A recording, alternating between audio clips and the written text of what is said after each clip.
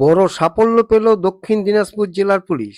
গোপন সূত্রে খবর পেয়ে হিলি থানার ত্রিমোহনী এলাকা থেকে এক বাংলাদেশি নাগরিক সহ ৩ জনকে গ্রেপ্তার করল পুলিশ।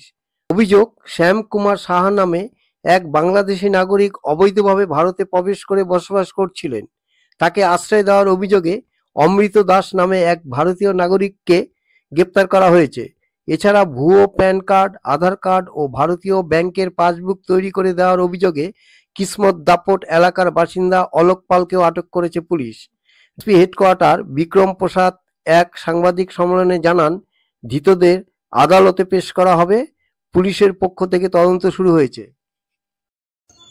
একটা গোপন সূত্রের ভিত্তিতে আমরা খবর পাই যে একজন বাংলাদেশি নাগরিক, সে আমাদের হিলি এলাকার ত্রিমোহিনীর এলাকায় বেশ কিছুদিন ধরে অবৈধভাবে থাকছে এবং এখানকার বিভিন্ন রকম কার্যকলাপের সাথে সে যুক্ত। সেই ইনফরমেশনের উপর ওয়ার্কআউট করতে গিয়ে আমরা জানতে পারি শ্যাম কুমার সাহা, সে একজন বিডি ন্যাশনাল। প্রায় 4 বছর আগে সে আমাদের ইন্ডিয়ান টেরিটরিতে এসছে অবৈধভাবে। তাকে আমরা ইন্টারসেপ্ট করার পরে থরলি ইন্টারোগেট করা হয়।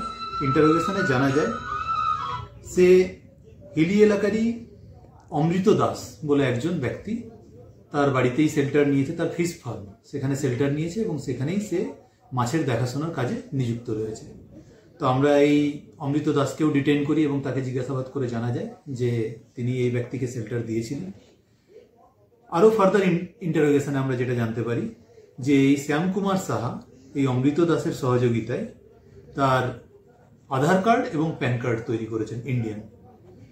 যার কাছ থেকে তিনি এই আধার এবং প্যান কার্ড তৈরি করেছিলেন সেই ব্যক্তির নাম আমরা জানতে পারি এবং কালকে রাত্রেই আমরা রেড করে সেই ব্যক্তির নাম অলোক পাল, তাকে আমরা অ্যারেস্ট করি এবং তারকে জিজ্ঞাসাবাদ করে জানতে পারি যে তিনি এই শ্যাম কুমার সাহা, যিনি বাংলাদেশি ন্যাশনাল, তার আধার কার্ড এবং প্যান কার্ড এই দুটো তৈরি করেছেন।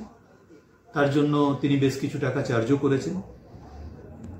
এই মুহূর্ত পর্যন্ত আমরা এই 3 জনকে অ্যারেস্ট করেছি এবং আমাদের ফার্দার যে প্রসিডিউর সেটা চলছে। আজকে এই 3 জনকে কোর্টে তোলা হচ্ছে। আমরা 7 দিনের পুলিশ রিমান্ডের প্রেয়ার দিয়ে পাঠাচ্ছি।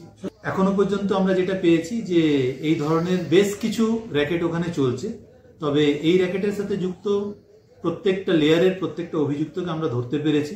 আরো যদি কেউ যুক্ত থাকে তাহলে তাকেও আমাদের ধরার চেষ্টা। অলোক পাল, এটা জানা গেছে অলোক পাল প্রাথমিকভাবে একজন ইন্ডিয়ান ব্যাংকের, আমাদের এখানে যে বালুরঘাটের বাস স্ট্যান্ডে ইন্ডিয়ান ব্যাংকের যে ব্রাঞ্চ আছে সেই ব্রাঞ্চের একজন ক্যাজুয়াল ওয়ার্কার হিসাবে কাজ করেন। তো সেখানে তিনি বিভিন্ন রকমের ডকুমেন্টস ভেরিফিকেশন বা ডকুমেন্টস তৈরি এই ধরনের কাজগুলো করেন। বাকি আরো তার ডিটেলস আমরা ডিউরিং পিসি পিরিয়ডে জানতে পারবো। এখনো পর্যন্ত আমাদের সার্চ প্রসিডিওর চলছে, তো কমপ্লিট হলে আমরা আপনাদেরকে জানাবো। ফরেনার্স অ্যাক্টের যে কেস এবং ফরজারির যে কেসগুলো, সেই ধারাগুলোতেই এই কেসটা রুজু করে। থেকে আমরা যেটা পেয়েছি সেটা ইন্ডিয়ান প্যান কার্ড এবং ইন্ডিয়ান আধার কার্ড পেয়েছি। প্রাথমিক জিজ্ঞাসাবাদে তিনি স্বীকার করেছেন তিনি অবৈধভাবেই ভারতে প্রবেশ করেছেন।